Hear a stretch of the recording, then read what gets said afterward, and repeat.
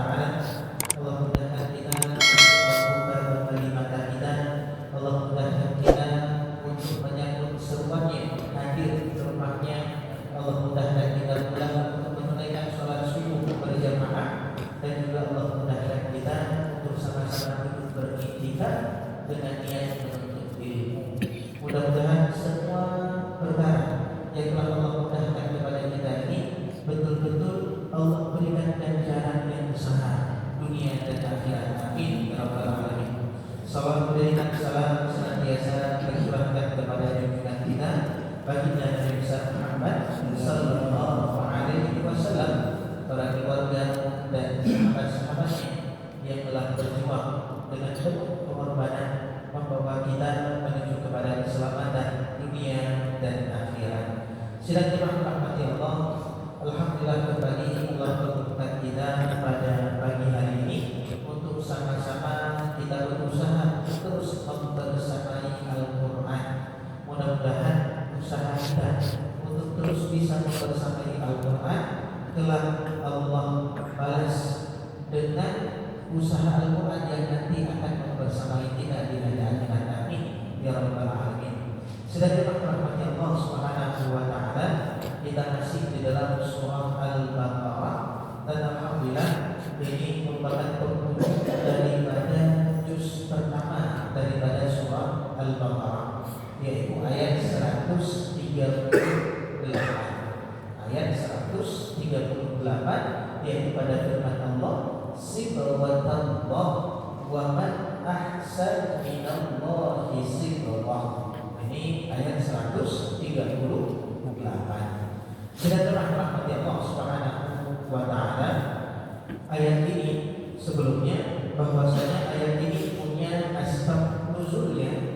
Disebutkan oleh Ibnu Abbas radhiyallahu anhu, inna nasara kana idza qutila walad. Orang-orang Nasrani itu kalau seandainya mereka dikaruniakan anak, apa yang mereka lakukan? Fa'ata ala sab'ati ayyam, kemudian setelah 7 hari, kalau tidak setelah 7 hari itu disunahkan untuk diakikah, diberikan nama, dipotong rambutnya, kita bersedekah, itu di hari ke-7. Namun ini bagi mereka yang memiliki kelapangan, tapi tetap dianjurkan sampai kapan? Sampai usia sebelum balik. Ini kalau kita punya anak. Dan di sini rupanya orang-orang Nasrani juga punya kebiasaan. Apa? Yaitu kebiasaan mereka idza wulida lahu walad, idza wulida li ahadihim walad. Kalau salah seorang di antara mereka dikaruniai keturunan anak, fa'ata alaihi sab'ata ayyam, kemudian telah datang, telah sempurna 7 hari, apa yang mereka lakukan? Sabbahu fi ma'in lahu, maka mereka itu celupkan anak tersebut di dalam air mereka, atau kita kenal sekarang dengan air baptis. Nah, jadi begitu juga orang yang masuk ke dalam agama Nasrani, itu mereka punya air. Jadi dengan air tersebut guburlah semua apa yang pernah mereka lakukan sebelumnya. Bersih mereka menganggap ini baru layak dijadikan sebagai nama sebagai seorang Nasrani. Wa yaqul, dan mereka mengatakan hadzal tahur, ini adalah suci. Air ini juga yang mensucikan. Maka kalau kita itu ibarat kita hari ke-7 ini, ibarat kita ketika kita dianggap suci kapan? Setelah kita khitan.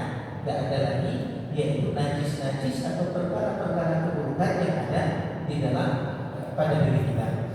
Fa idza fa'alu dzalika sara nasraniyan haqqan.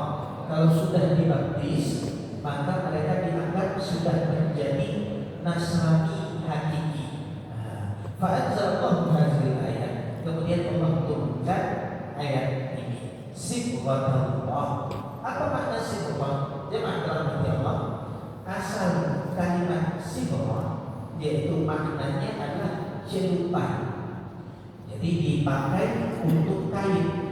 Jadi kalau kita ingin mewarnai kain, biasanya kain yang putih yang tak punya warna tersebut kita celupkan ke dalam celupan warna.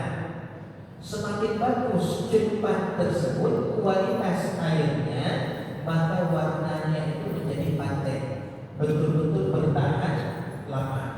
Kita ingin warna apa nih di kain tersebut, maka kita celupkan ke dalam pewarna, kemudian setelah lama meresap semua kepada pori-pori yang ada di dalam kain, serat-serat yang ada di dalam kain. Kemudian ketika kita angkat, kain tersebut berubah menjadi warna yang dicelupkan ke dalam warna tersebut. Di sini jemaah rahmati Allah, Allah mengumpamakan agama yang Allah berikan kepada kita umat manusia, yaitu agama Islam, sebagai celupan Allah, warna dasar yang daripada warna tersebut jadilah kita manusia. Dia itu apa? Agama Islam. Ini celupan hakiki daripada seluruh umat manusia. Dari zaman Nabi Adam itu mereka Islam, sampai ke tempat kita sekarang, zaman kita sekarang itu namanya Islam. Maka di sini Allah Subhanahu wa taala menyebutkan sibghatullah, celupan Allah, warna yang Allah berikan kepada kita, yaitu agama Islam, sesuai dengan hadis Nabi sallallahu alaihi wasallam, kullu mauludin yuladu 'alal fitrah. Setiap anak Adam ini itu dilahirkan dalam keadaan fitrah. Apa makna fitrah? Mentauhidkan Allah, beriman kepada Allah, yaitu dalam agama Islam. Kullu mauludin yuladu 'alal fitrah. Fa'abawahu, kedua orang tuanya lah, yuhawwidanihi, yang membuat mereka menjadi Yahudi, yunasiranihi, membuat mereka menjadi Nasrani, yumajisanihi, membuat mereka menjadi Majusi. Maka rupanya jemaah rahmati Allah, setelah anak tersebut lahir, dia sudah diberikan fitrah oleh Allah, yaitu agama yang murni, agama Islam, yang membuat mereka berubah. Siapa pertama kali? Orang tua. Maka orang tua ini punya pengaruh besar terhadap anak, sangat punya pengaruh. Warna anak setelahnya itu tergantung bagaimana orang tua. Kalau orang tuanya sibuk dengan perkara dunia, maka anaknya pun akan menjadi atau berwarna dengan warna-warna dunia. Kalau orang tuanya betul-betul faham tentang tujuan dia diciptakan oleh Allah, menghambakan dirinya kepada Allah, selalu punya hubungan kuat dengan Allah, maka anak keturunannya pun itu betul-betul ikut dengan warna daripada orang tua tersebut. Makanya disebutkan fa'abawa, kedua orang tua inilah yang mewarnai anak-anak tersebut sehingga menjadi Nasrani, ada yang menjadi Yahudi, bahkan ada yang menjadi Majusi. Dan jemaah rahmati Allah, Allah Subhanahu wa taala tegaskan di sini, sibghatullah wa man ahsanu minallahi sibghah. Siapa yang lebih baik daripada Allah Subhanahu wa taala daripada celupannya? Celupan siapa yang terbaik? Tentu celupan Allah Subhanahu wa taala. Gak ada yang lebih baik daripada apa yang Allah berikan kepada kita. Sebagaimana disebutkan di dalam kitab tafsir yang dikarang oleh Syekh Muhammad Suhaili, beliau menyebutkan apa yang disebutkan disebutkan di sini. Hal hunaka sibghah ahsan min sibghatillahil hakimil khabir. Apakah ada di dunia ini warna ataupun agama yang lebih baik daripada apa yang telah dipilih oleh Allah Subhanahu wa taala, yang mana Allah betul-betul memiliki sifat bijaksana dan betul-betul maha detail pengetahuannya. Kemudian mana yang lebih baik daripada Islam? Tidak ada. Makanya agama Islam memang rahmati Allah itu bukan hanya keyakinan, tapi juga jalan hidup. Itu agama Islam. Agama Islam itu bukan hanya di dalam hati saja, tapi diungkap dengan amal perbuatan. Makanya Rasulullah kadang-kadang sering mengatakan ketika ditanya oleh para sahabat, "Wahai Rasulullah, ayyul Islam khair?" Islam yang baik itu bagaimana sih wahai Rasulullah? Apa jawaban Rasulullah? Islam yang baik itu untuk kasih makan kepada orang-orang, wa taqra'us salam, kalian menegur, memberikan salam ala man arafta man la ta'rif, kepada orang yang kamu kenal dan yang tidak kamu kenal. Dalam hadis lain Rasulullah mengatakan al-muslimun, siapa itu orang muslim? Man salimal muslimun, barang siapa orang muslim yang baik tersebut adalah yang menyelamatkan orang-orang muslim min lisanihi wa yadihi, daripada lisannya dan daripada tangannya. Jadi orang muslim itu senantiasa memberikan keselamatan kepada orang-orang. Maka kalau ada orang Islam yang menyebarkan teror kepada orang-orang, rasa takut kepada orang-orang, ditanya keislamannya, dipertanyakan keislamannya. Orang muslim itu di mana ditempatkan, dia senantiasa memberikan manfaat. Orang-orang betul-betul tenang gara-gara keberadaan seorang muslim. Namun jemaah dirahmati Allah, sekarang kita banyak, masya Allah, diuji. Orang-orang takut dengan Islam sekarang gara-gara kaum muslimin sendiri. Rupanya orang Islam sekarang cuma mengenal Islam di KTP saja. Tapi untuk menampakkan ciri dirinya orang Islam itu dah jauh. Sehingga apa yang terjadi? Rupanya yang menghijab, menghalangi orang-orang untuk masuk Islam, siapa? Kita sendiri. Melihat orang muslim jorok, melihat orang muslim kata-katanya kotor, melihat orang muslim tak pernah tepat waktu, melihat orang muslim tak ada amanah, terlalu curang, melihat orang muslim berantem terus, melihat orang muslim kalau kawannya disakiti dia tak mau bantu, melihat orang muslim dengan berbagai macam fenomena yang ada sekarang, orang-orang itu melihat jangan jadi Islam. Kalau jadi Islam kamu sakit tak ada yang bantu. Kalau kamu jadi Islam, itu kamu birokrasinya susah. Coba kita lihat negara-negara yang birokrasinya bagus dengan birokrasinya yang bagus. Rata-rata yang sekarang bagaimana? Orang Muslim itu susah dalam disiplin. Padahal kedisiplinan diajarkan oleh Islam.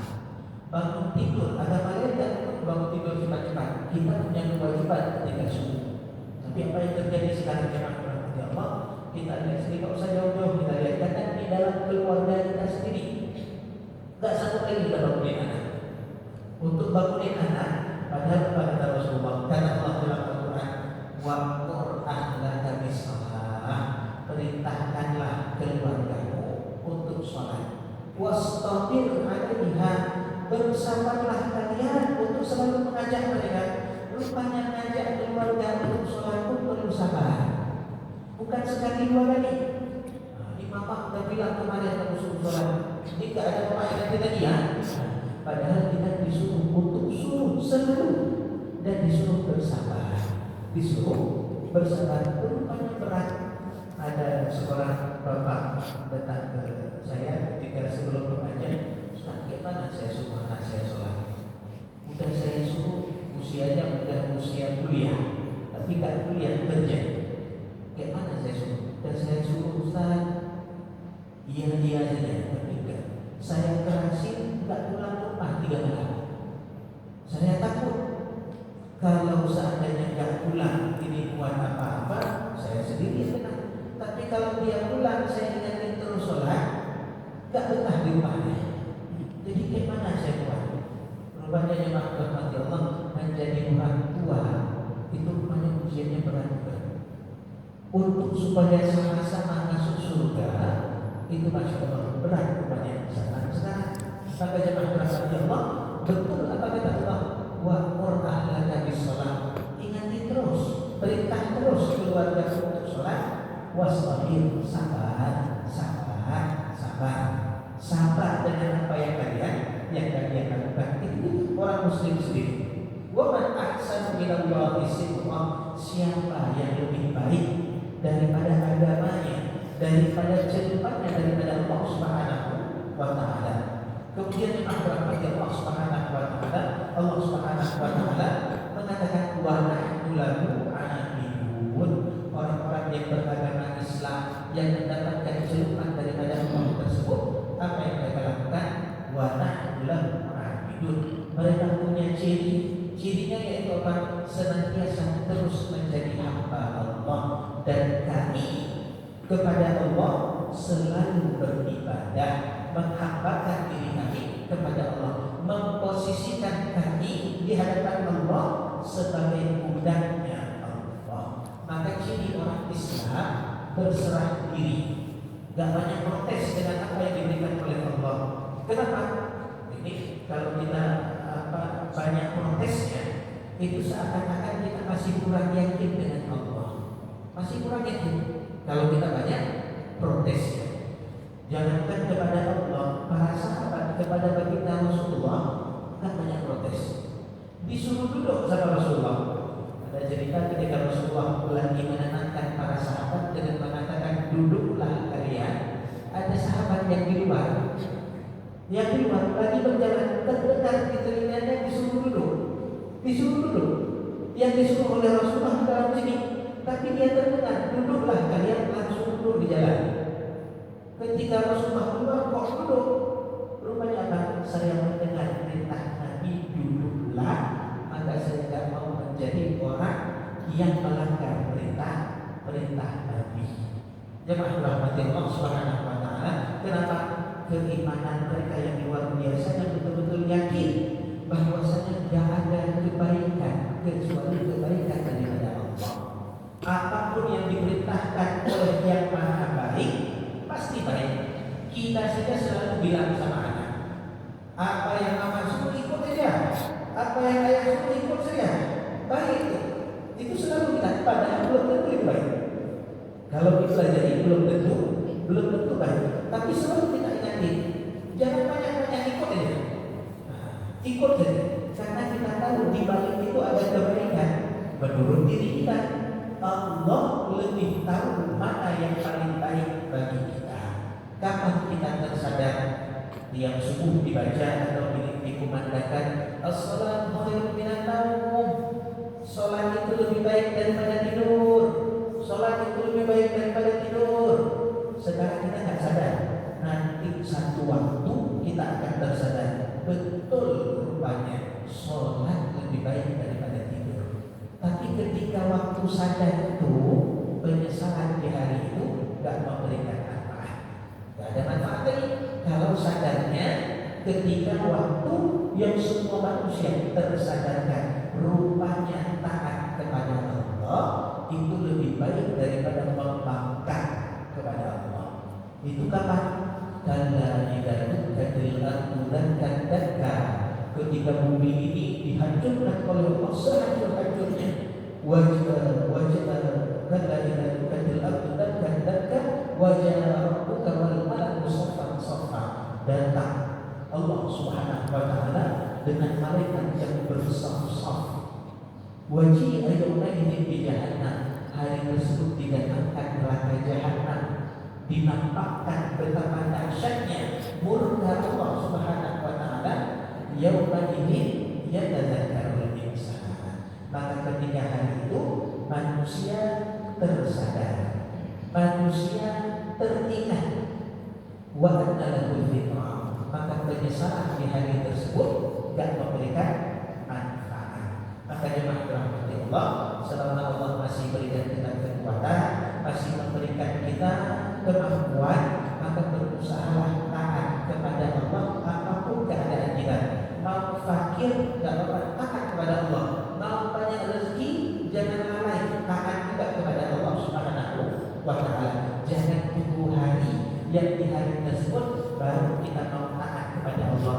Tidak bisa lagi. Makanya disebutkan di dalam Al-Quran ayat yang lain juga, yaitu tentang orang yang tidak mau sholat. Ketika hari tersebut dipanggil, yauma yukshafu an saq wa idza ra'na ila sujud fala yastati'. Hari ketika itu Allah menampakkan keagungannya di hari kiamat. Semua makhluk diseru oleh malaikat untuk bersujud di hadapan Allah. Maka ketika semua orang sujud kepada Allah, ada orang-orang yang ingin sujud, tak bisa sujud ketika itu. Kenapa? Tulang belakangnya keras kayak batang pohon kayu yang kuat. Ingin sujud, semua orang lain sujud semuanya di hadapan Allah. Dia ingin sujud ketika itu, tak bisa. Nggak bisa, terhina betul orang-orang tersebut. Bayangkan kita dikumpulin sama presiden. Ketika dikumpulin sama presiden, semua dikumpulin, semua seragam semuanya. Kita bajunya yang warna lain. Kira-kira malu nggak? Yang lain betul-betul duduk, tiba-tiba kita nggak ada tempat duduk sendiri. Itu masya Allah malu kita. Itu baru perkumpulan dunia. Bagaimana dengan perkumpulan akhirat? Maka ketika disuruh untuk ikut aja, ikut saja. Di belakang daripada ketaatan kita tersebut, Allah betul-betul siapkan kebaikan yang banyak. Subhanallah, wa man ahsana minallahi sibgha. Satu ayat lagi, qul atuhajjuna fillahi wa rabbuna wa rabbukum. Katakanlah wahai Muhammad kepada mereka, apakah kalian mendebat kami pada Allah Subhanahu wa ta'ala? Jadi jangan kalian berselisih tentang Tuhan. Tidak perlu kalian berdebat tentang Allah kepada kami. Wa rabbuna wa rabbukum. Mereka mengatakan, oh kalau kalian menyembah Tuhan kami, inilah yang betul-betul serangan. Tidak perlu kalian berdebat tentang Allah. Siapa yang paling paham tentang Allah? Siapa yang paling memurnikan Allah? Yaitu orang-orang yang betul-betul mentauhidkan Allah, bukan orang yang menganggap Uzair itu anak Allah, bukan orang-orang yang menganggap taklif ada Tuhan anak, Tuhan bapa. Kemudian bukan itu, tapi yang benar-benar yaitu siapa? Yaitu yang mentauhidkan Allah. Apakah kalian akan mendebat kami? Kata Allah, memerintahkan baginda Rasulullah kepada orang-orang Yahudi dan orang-orang Nasrani. Wahwa Rabbuna, Allah itu mau kalian sadari atau tidak sadari, yakini atau tidak yakini, Allah itu adalah Tuhan kita semua. Wahwa Rabbuna, Allah itu adalah Tuhannya orang Islam, orang Nasrani, orang Yahudi. Tapi bedanya bagaimana? Kalian sebenarnya tahu di dalam kitab kalian disuruh untuk ikut Nabi Muhammad, tapi kalian tidak mau. Itulah pelanggaran yang kalian buat. Nanti disebutkan di sini, yaitu perbuatan yang mereka lakukan adalah kezaliman yang paling besar. Wa rabbuna wa rabbukum. Allah adalah Tuhan kami dan juga Tuhan kalian, walaupun kalian tidak percaya. Walana a'malu kalau kalian memang tidak mau ikut, maka tak apa-apa. Bagi kalian amalan kalian dan bagi kami amalan kami. Jadi tidak perlu berdakwah, tidak perlu kita berdebat, kita lihat aja nanti di hari kiamat. Lalu dihukum waliyadih. Kemudian wa nahnu lahu mukhlisun, dan kami Allah perintahkan menyebutkan kepada orang-orang yang beriman, lahu mukhlisun, betul-betul ikhlas, yaitu menjadi hamba Allah Subhanahu wa ta'ala, betul-betul menyerahkan diri sepenuhnya kepada Allah Subhanahu wa ta'ala. Serahkan diri kita kepada Allah, serahkan urusan kita kepada Allah, kita istirahat, kita tenang. Kita sering mencontohkan ini, kalau kita buat acara pesta, misal pestanya besar, dihadiri oleh orang-orang besar, cuma kita tak pernah buat pesta, itu apa yang kita lakukan? Kita akan menyerahkan urusan tersebut kepada ibu yang betul-betul paham, terkenal, portofolionya betul-betul jelas, lengkap, bagaimana mereka betul-betul hebat dalam menghandle acara.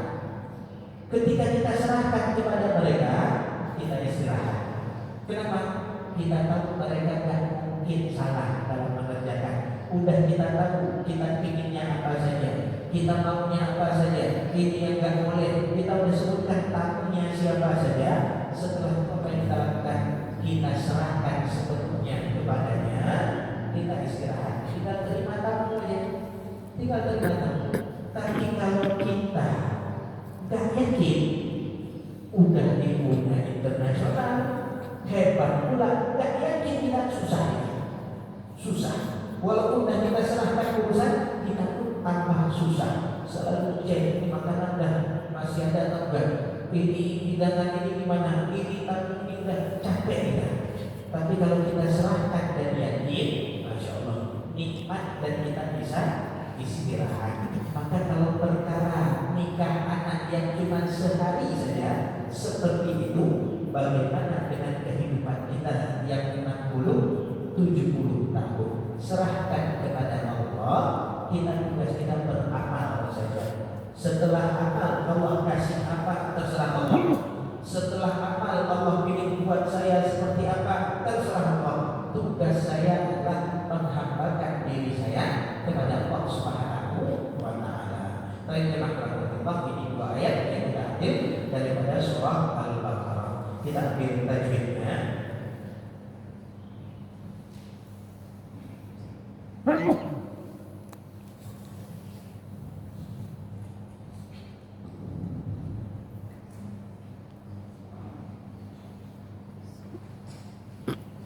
Baik, saya baca.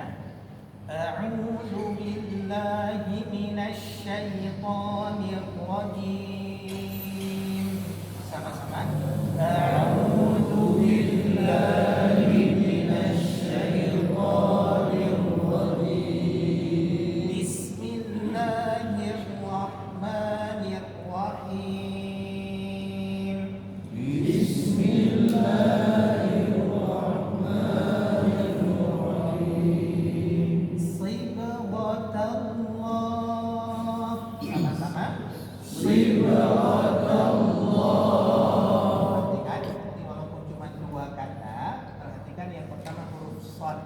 Huruf shad ini wajib tebal, apapun harokatnya.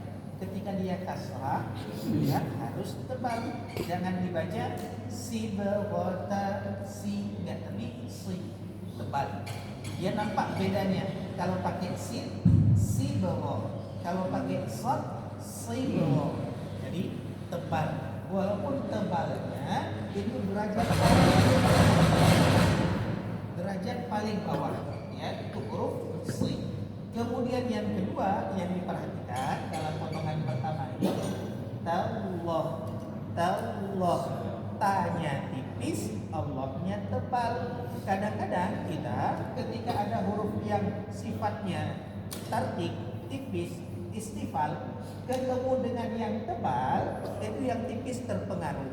Contoh, jika dibaca misalnya sibghatullah, tallah, bukan Allah tapi tallah, tallah. Jadi dibaca tetap dengan tipis, tapi jangan berlebihan. Berlebihan bagaimana? Ingin nampakkan tanya betul-betul tipis, seperti ada imalah. Seperti ada imalah. Contoh, sibghatal, tel. Nah, ini itu dibelok dulu baru balik, enggak. Jadi biasa saja sibghatallah, tallah. Nah, ini huruf ta. Baik, sekali lagi sibghatallah, sama-sama sibghatallah. Wa man ahsanu minallahi sibghah, sama-sama wa man ahsanu minallahi sibghah. Wa nahnu lahu 'abidun, sama-sama wa nahnu lahu 'abidun. Perhatikan di huruf dal itu jangan sampai dalnya, dal ini pada tempat keluarnya ujung lidah dengan pangkal gigi seri atas, tempat punggung gigi di gusinya. Jadi da, ta. Kalau kita ingin tahu di mana tempat huruf dal yang kita baca, dia sama dengan huruf ta. Kalau kita rasa-rasa, kalau kita sukunkan huruf ta, ta, lidahnya berhenti di mana? Oh, pas di gusi itu. Da, di situ juga dia berhenti lidahnya. Da, sama kan? Kalau lidah kita tertarik ke langit-langit, tertarik ke belakang, itu masih belum pas. Ada ketika membaca huruf da seperti huruf d, da, lidahnya itu ke langit-langit atas, da, itu belum pas. Dia di tempat huruf ta, di mana lidah berhenti di huruf ta, ta. da, sama juga dengan huruf da, ya. Wa nahnu lahu abidun. Selanjutnya ayat yang terakhir saya baca. Qul atuhajjunana fillahi wa huwa rabbuna wa rabbukum. Sama-sama. Qul atuhajjunana fillahi wa huwa rabbuna wa rabbukum. Diperhatikan, ini di kalimat ini, di kata ini ada mad lazim mutsaqqal kilmi, sama seperti walad dhalin. Ini bacanya bagaimana? Hanya dipanjangkan dulu 6 harokat. Atuha, udah 6 harokat, masuk ke huruf jim ditekan. Atuhaju, ini ditekan. Jangan atuhajunana, itu enggak. Dia seperti ada penekanan. Seperti walad dhalin, dhalin, jangan dhalin. Dia agak sedikit seperti naik cat sedikit, kemudian ditekan. Atuhaju. Ini dalam mad lazim mutsaqqal ini. Kemudian selanjutnya wa huwa rabbuna wa rabbukum. Di sini perhatikan huruf waw ketemu dengan ra. Waw ini kan tipis, ra-nya tebal karena harokatnya fathah. Wa-nya jangan terpengaruh sehingga menjadi tebal. Jangan dibaca wa huwa rabbuna wa enggak. Wa rabb, wa tipis, ra-nya yang dibaca tebal. Sekali lagi. Qul atuhajjunana fillahi wa huwa rabbuna wa rabbukum. Sama-sama. Qul atuhajjunana fillahi wa huwa rabbuna wa rabbukum. Selanjutnya walana a'maluna walakum a'malukum. Sama-sama. Walana a'maluna walakum a'malukum. Perhatikan kalimat a dengan in. A-nya jelas fathah a. Kemudian ain sukun. Jadi baca a. Jangan dipanjangkan a-nya. A'maluna. Sudah bertambah alif, berubah maknanya. Ini langsung a.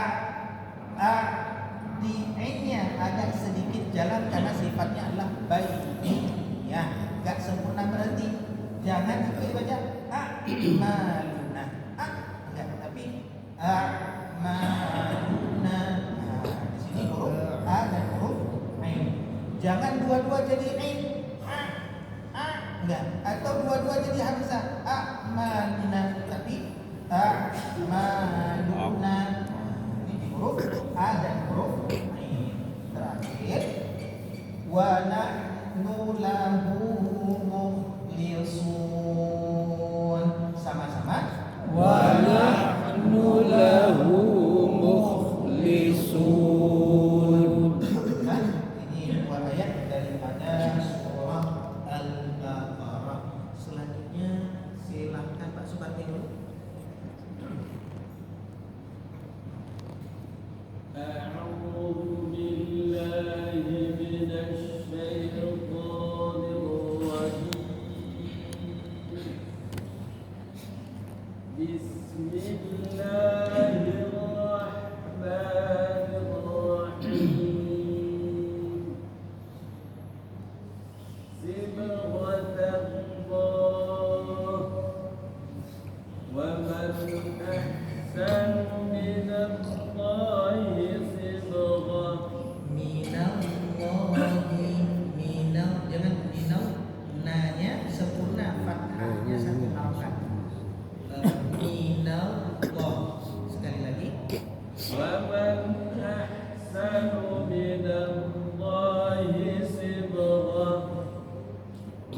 نحن له